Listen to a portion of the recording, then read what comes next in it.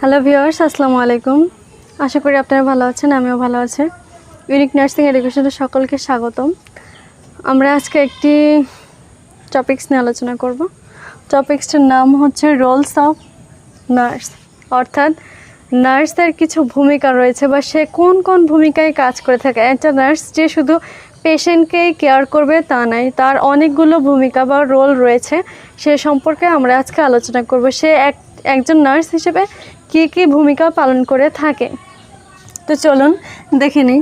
ফার্স্টে আমরা লিখেছি কেয়ার গিভার, অর্থাৎ একটা নার্স পরিচর্যা অর্থাৎ একটা পেশেন্টকে যত্নের পরিচর্যা করে। সেকেন্ড আমরা লিখেছি টিচার, তিনি যখন একটা পেশেন্টকে শিক্ষা দেয় বা যত্ন করে তখন কিন্তু তিনি একজন শিক্ষক, তো আমরা লিখেছি টিচার।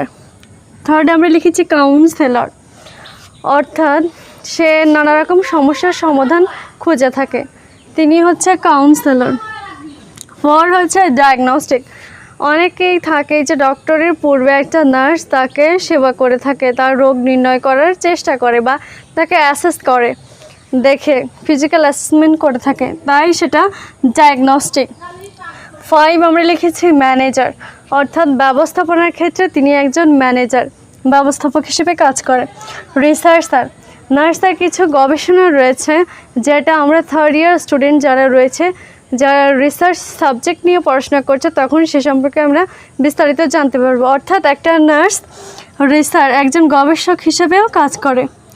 7 আমরা লিখেছি monitoring and ensuring care quality, অর্থাৎ সে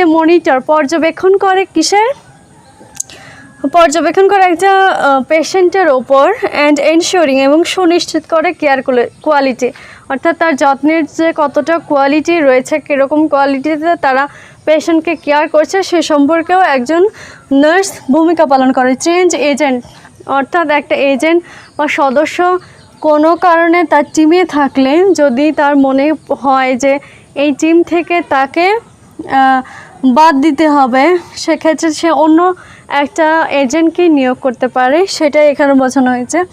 9 আমরা লিখেছি মনিটরিং ট্রিটমেন্ট, অর্থাৎ একটা নার্স, এই ধরুন আমরা অনেক সময় আছি যে স্টুডেন্ট নার্সরা পেশেন্টকে কেয়ার করে, তখন একটা নার্স, সিনিয়র স্টাফ নার্স হোক, তারা গিয়ে কী করে, মনিটরিং করে ট্রিটমেন্ট, আমরা যে চিকিৎসাটা দিচ্ছি সেটা কত দূর সেটা তিনি পর্যবেক্ষণ করেন।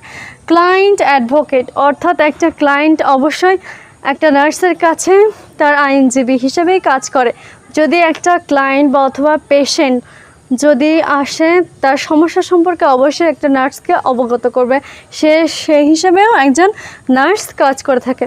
তো আজকে আমরা জানলাম রোলস অফ নার্স, অর্থাৎ নার্সের কিছু কিছু গুণ থাকে বা ভূমিকা পালন করে কোন কোন ক্ষেত্রে, সে সম্পর্কে আমরা জানলাম। অর্থাৎ অবশ্যই ভিডিওটি আমাদের ভালো লাগবে, আর যদি ভালো লাগে চ্যানেলকে সাবস্ক্রাইব করবেন। আল্লাহ হাফেজ, আসসালামু আলাইকুম।